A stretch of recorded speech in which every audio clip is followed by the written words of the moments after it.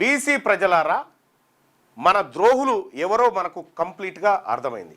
ఈ ఆర్డినెన్స్ ద్వారా 42% రిజర్వేషన్ కనుక లోకల్ బాడీ ఎన్నికలు విద్యా ఉద్యోగాలలో తీసుకొస్తే ముఖ్యమంత్రి గారు నేను ఛాలెంజ్ చేస్తా ఉన్నా, ఈ ఆర్డినెన్స్ ద్వారా 42% రిజర్వేషన్ బీసీలకు విద్యా ఉద్యోగాలు స్థానిక సంస్థల ఎన్నికల్లో తీసుకొస్తే నా రాజీనామా ఎప్పుడు చేయాలో చెప్పు చేస్తా.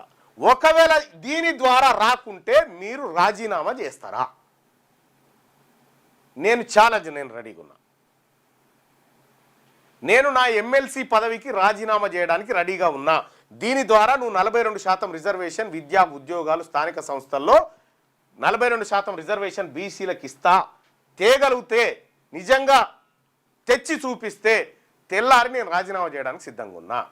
ఒకవేళ మీరు ఇది కాదు, దీని ద్వారా తేలేకపోతే మీరు రాజీనామా చేయడానికి సిద్ధంగా ఉన్నారా? నేను మా బీసీల ప్రజల తరఫున నేను రాజీనామాకు సిద్ధంగా ఉన్నా. ఇది ఛాలెంజ్ నాది.